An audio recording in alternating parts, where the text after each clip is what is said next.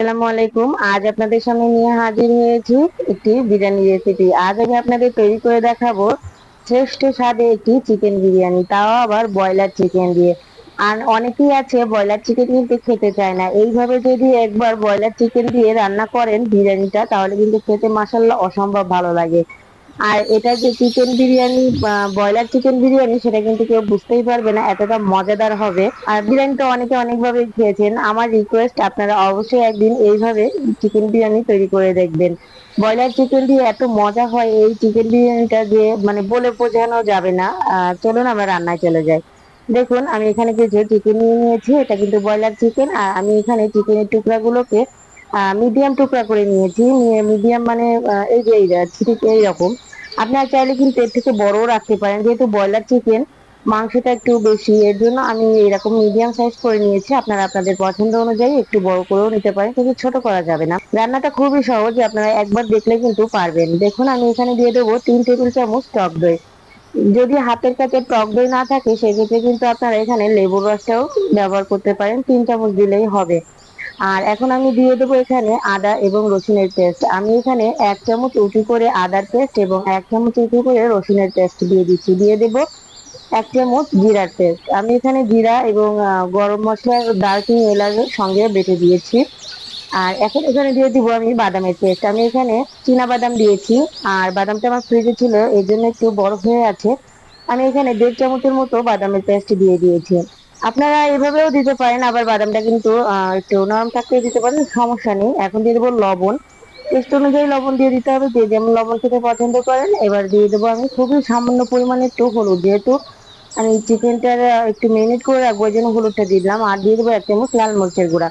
এই বিরিয়ানিতে কিন্তু লাল মরিচের গুঁড়াটা দিতে হবে, চাইলে কাঁচা মরিচও দিতে পারেন। দিয়ে দেবো 1 চামচ ধনিয়া গুঁড়া। আর এখন দিয়ে দেবো আমি বিরিয়ানির প্যাকেটের মশলা। এই যে আমি এখানে টেবিল চামচের বড় 1 চামচ, টেবিল চামচে উঁচু করে দিয়ে দিয়েছি 1 চামচ।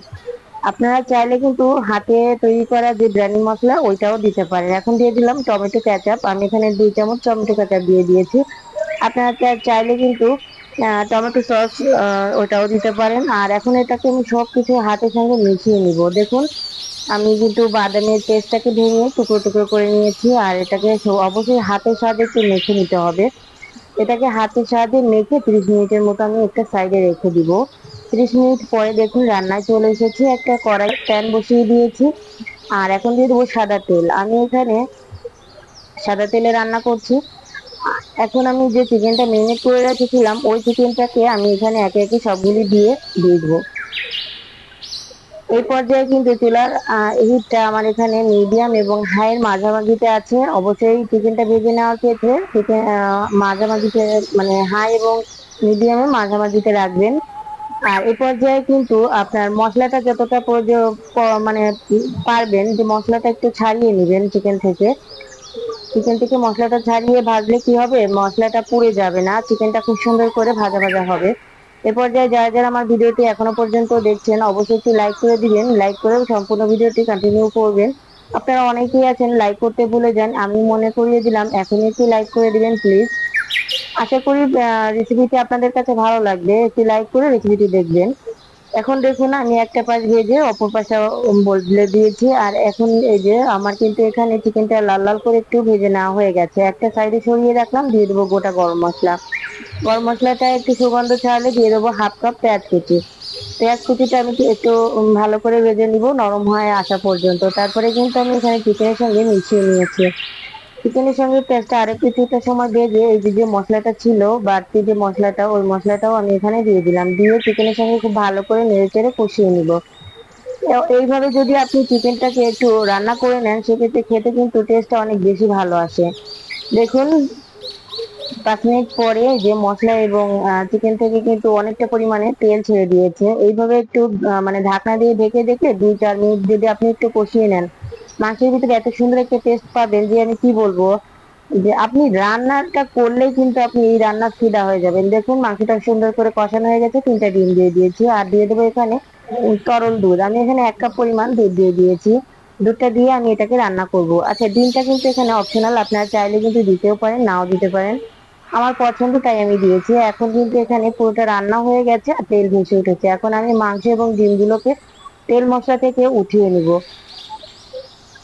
তেল মশলা থেকে আলাদা করে এই যে মশলাটা এখানে থাকবে, এই মশলা দিয়ে কিন্তু আমি বাকি রান্নাটা করব। দেখুন তেল এবং মশলার ভিতরে আমি এখানে দিয়ে দেবো চিনি গুঁড়া, পোলাও চাল। আমি এখানে 1.5 কেজি মাংস নিয়েছিলাম, এর জন্য 1 কেজি পরিমাণ আমি এখানে চিনি গুঁড়া, পোলাও চাল ধুয়ে পরিষ্কার করে এখানে দিয়ে দিলাম। এখন এটাকে আমি সুন্দর করে ভেজে একটু ঝরঝরা করে নিব। আর পোলাও চালটা কিন্তু খুব বেশি সময় নিয়ে ভাজার প্রয়োজন নেই। 5 থেকে 6 মিনিটের মতো হাই হিটে ভাজলে এটা ভাজা হয়ে যায়। যখন দেখবেন পোলাও চালটা ভাজতে ভাজতে পাতিলে এবং চালের ভিতরে একটা ঝনঝনে আওয়াজ শুরু হয়ে গেছে, তখন আপনি বুঝতে পারবেন আপনার এটা কিন্তু হয়ে গেছে। তখন কিন্তু আপনি এখানে পানিটা দিয়ে দিবেন।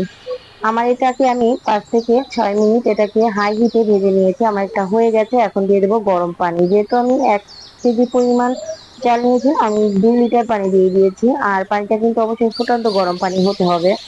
এখন দিয়ে দেবো স্বাদ অনুযায়ী লবণ। লবণটা দিয়ে আমি এটাকে নেড়ে চেড়ে রান্না করব। এটাকে ঢাকনা দেওয়ার প্রয়োজন নেই, রান্না করবো যতক্ষণে পানিটা শুকিয়ে না যাচ্ছে।